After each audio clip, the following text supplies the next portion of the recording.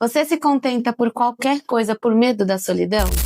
Este é o livro Orgulho e Preconceito, da autora Jane Austen. Eu vou te explicar como você pode aprender muita coisa aqui deste livro e sobre os conceitos da autora para ter relacionamentos mais saudáveis. Eu sou suspeita para falar deste livro e desse romance da autora Jane Austen. Eu acho ela uma autora, assim, que foi além da sua época. Ela tinha uma mentalidade muito diferenciada para a época em que ela, né, viveu, porque as mulheres praticamente não tinham direitos e ela tinha uma forma, uma mentalidade diferente do que era esperado para as mulheres daquela época.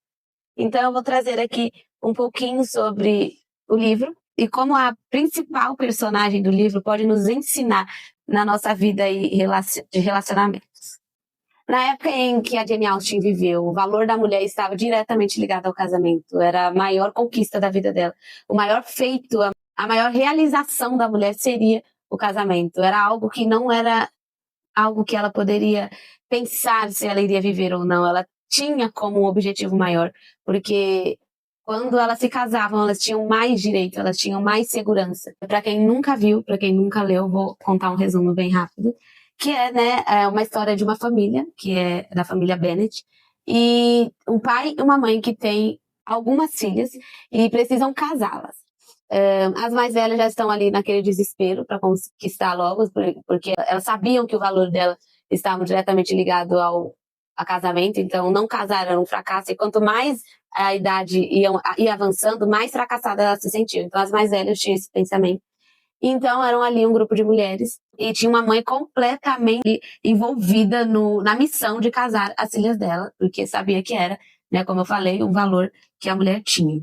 Entre essas meninas aí desta casa tinha a Elizabeth Bennet. E ela era diferenciada, né? Ela decidiu que não casaria por conveniência, que era o que acontecia muito naquela época. Ou seja, ela tinha um pensamento diferenciado. Ela se recusava, né, indo contra os conceitos da época de idolatria a casamento, a homens e a uma vida segura financeiramente. Então, a Elizabeth Bennet, ela estava além da sua época, né, e ela tinha o pensamento de eu não vou negociar os meus valores, eu não vou deixar de ser eu mesma por um casamento, entendeu? Então, ela não tinha medo da solteirice, ela não tinha medo dos anos se passando e o casamento não chegando, porque os valores dela eram inegociáveis. E hoje em dia a gente, graças a Deus, não tem mais o problema que pessoas que viveram na época de Jane Austen tiveram, que era, né, direitos básicos, como herdar algo da sua família, né, os bens financeiros da sua família. E hoje a gente não tem mais esse problema, mas vê muitas mulheres ainda casando por conveniência, mas é uma escolha delas, obviamente. Muitas casando por solidão, ou mesmo não tendo princípios alinhados, elas estão escolhendo se casar mesmo com muito mais direitos do que já tiveram, né? E aí eu queria ressaltar, então, as características de Elizabeth Bennet que a gente poderia, sabe, aprender e buscar, sabe, também aprender com ela essas características e aplicar na nossa vida. As características principais de Elizabeth Bennet eram autenticidade, inteligência e discernimento, coragem emocional, capacidade de reflexão e humildade e equilíbrio entre razão e emoção. Elizabeth era autêntica, ela não se preocupava muito com o que iriam dizer dela, com a imagem que poderiam interpretar dela, sabe? Ela simplesmente era ela e não negociava esse poder de ser exatamente o que ela era e de fazer o que ela queria fazer, independente de como iriam julgar, independente de ser julgado pela sociedade como comportamentos inadequados a uma mulher, ela não se importava muito. Então, ela era muito autêntica. E hoje a gente pode pensar nisso, né, de não negociar nossos valores e não querermos, né, nos encaixar em expectativas alheias. Não, eu acho que se eu fosse dessa forma, eu iria impressionar mais, eu iria agradar mais, então eu vou tentar ser dessa forma. Não, Elizabeth nunca pensou nisso. Então eu acho que é algo que a gente deveria sempre pensar, porque a nossa essência é o de mais valioso que nós temos, sabe? Então nós não podemos negociar e não podemos mudar para agradar o próximo, porque aí estamos desagradando a nós mesmos e perdendo, né, a nossa essência, perdendo quem nós somos, que é o que faz nós sermos diferentes, é exatamente, né, as nossas especificidades, né, completamente não iguais, né, às das outras pessoas. A Elizabeth era muito inteligente também, principalmente na inteligência emocional. Ela Ela era muito corajosa, ela não tinha medo de enfrentar, ela não tinha medo de questionar, e algo que para a época era completamente fora da caixinha, né? E hoje é importante a gente entender isso, a gente buscar principalmente a inteligência emocional, a gente não mendigar, né, atenção, amor de ninguém, e a gente ter essa coragem emocional de não ter medo de se mostrar, de não ter medo de defender o que você acredita que é o correto.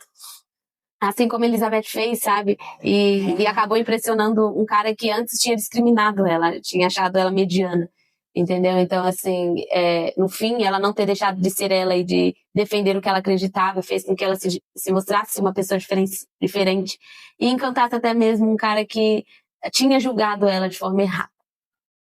A capacidade de reflexão e humildade, obviamente, Elizabeth errou em algumas coisas, o discernimento dela não foi tão claro.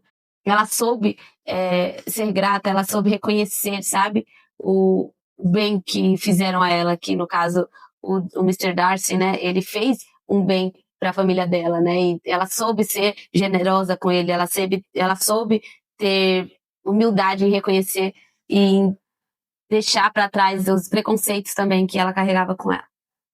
O equilíbrio entre a razão e a emoção. Ela sabia controlar muito o lado emocional dela, então ela não se movia muito pela emoção, ela prezava mais pela razão, e hoje a gente vê muitas mulheres muito emocionais, agindo muito por emoções e pensando um pouco, sabe?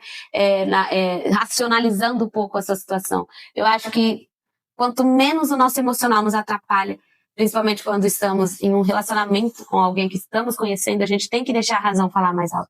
Porque tem que ter um alinhamento de ideias, tem que ter um alinhamento de propósito, porque senão vai ser uma escolha errada que te trará, né, consequências e prejuízos para a vida inteira. Né? Então tem que ter um alinhamento, e é por isso que os dois têm que ser muito transparentes. E é por isso que a razão tem que falar acima da emoção. Então, sobre a submissão, né? Agora trazendo para a questão bíblica. A submissão cega, ela não é bíblica. E o que seria, né, essa submissão cega?